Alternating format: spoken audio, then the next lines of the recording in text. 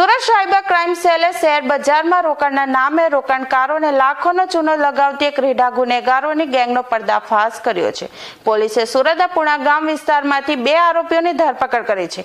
પ્રાથમિક તપાસમાં આ ગેંગે દેશભરમાં અંદાજે 53 કરોડ રૂપિયાનું ફ્રોડ કર્યું હોવાની ચોંકાવનારી વિગતો સામે આવી છે. 30 લાખની ઠગાઈથી શરૂ થઈ તપાસ. આ સમગ્ર મામલો ત્યારે પ્રકાશમાં આવ્યો જ્યારે એક ફરિયાદીએ સાયબર ક્રાઇમમાં ફરિયાદ નોંધાવી હતી.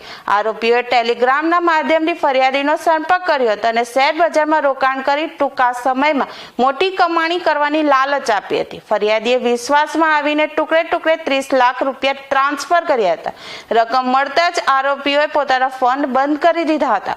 આરોપીઓ સોશિયલ મીડિયા ખાસ કરીને ટેલિગ્રામ પર શેર બજાર ટિપ્સ અને હાઈ રિટર્નના ગ્રુપ બનાવી લોકોનો સંપર્ક કરતા હતા. શરૂઆતમાં વિશ્વાસ જીતવા માટે નાનું વળતર આપતા અને ત્યારબાદ મોટી રકમનું રોકાણ કરાવીને ગાયબ થઈ જતા હતા. પોલીસે આરોપીઓ પાસેથી 4 mobile phone, 5 debit card, 7 chequebook અને 5 સિમ કાર્ડ રૂપિયા 1.35 લાખની રોકડ રકમ જપ્ત કરી છે. હાલ પોલીસ આ કેસમાં અન્ય કેટલા લોકો સંડોવાયેલા છે અને આ નાણાં ક્યાં મોકલવામાં આવ્યા છે તે દિશામાં તપાસ કરી રહી છે.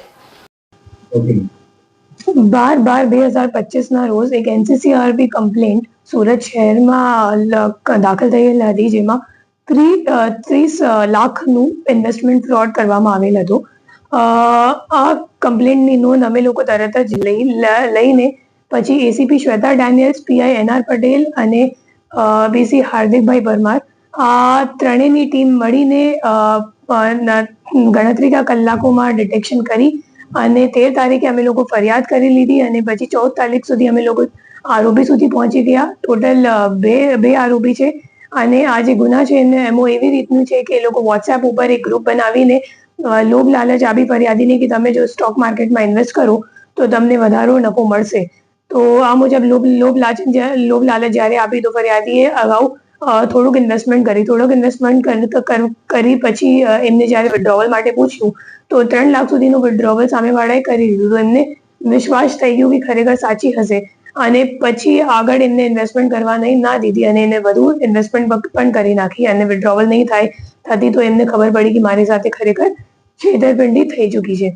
એમાં જે 2 અક્યુઝ અત્યાર સુધી અમે લોકોએ ઝડપી પાડ્યું છે, બંનેનું નામ છે, એકનું નામ હિતેશ છે અને બીજાનું નામ ધાર્મિક છે. અને એ બંને કરંટ અકાઉન્ટ, મુખ્ય રીતે એ લોકો કરંટ અકાઉન્ટ ખોલાવે છે અને કરંટ અકાઉન્ટ ખોલાવી એક યશ કરીને માણસ છે મુંબઈનું એમને આપે છે. અને આમાં અમે લોકો એમની પાસેથી 11 કરંટ અકાઉન્ટ કુલ મળી આવેલ છે અને 11 કરંટ અકાઉન્ટમાં ટોટલ 53 કમ્પ્લેન્ટ્સ નોંધાયેલ છે અને 57 કમ્પ્લેન્ટ્સ નોંધાયેલ છે અને 53 કરોડનું ટોટલ ફ્રોડ અમાઉન્ટ છે, જેમાં એ 6 કમ્પ્લેન્ટ છે ગુજરાતનું છે અને બીજા અધર રાજ્યનું પણ છે. એમાં મુખ્ય રીતે અમે લોકોને જોવા મળ્યું કે જે આરોપીઓ છે એમના ફોન ઉપર એક ચાઇનીઝ એપ પણ છે. એ જે ચાઇનીઝ એપ છે એ એક APK ફાઇલ જેવું છે અને એ લોકો શું કરે કે કરંટ અકાઉન્ટ ખોલાવવા માટે જે કંઈક અકાઉન્ટ હોલ્ડર હોય અને એનો નંબર એ લોકો જ્યારે એડ કરે, મતલબ અકાઉન્ટમાં લિંક કરે તો એ લિંક મોબાઈલ નંબર ઉપર એ લોકો આ APK ફાઇલ ડાઉનલોડ કરીને પછી જે OTP આવે નેટ બેન્કિંગ યુઝ કરવા માટે એ તરત જ ઓટોમેટિક રીડિરેક્ટ થઈ જાય એવી રીતની એક ચાઇનીઝ એપ એ લોકો યુઝ કરે છે અને એક નવી રીતની એમો આ કામમાં સામે આવી છે, જેમાં ફક્ત એ લોકો વિક્ટિમ્સ નહીં બટ પોતાના જે ગેંગના લોકો છે એમને પણ એ લોકો એવી રીતની એપ ડાઉનલોડ કરાવીને OTP મેળવવા માટે યુઝ કરે છે.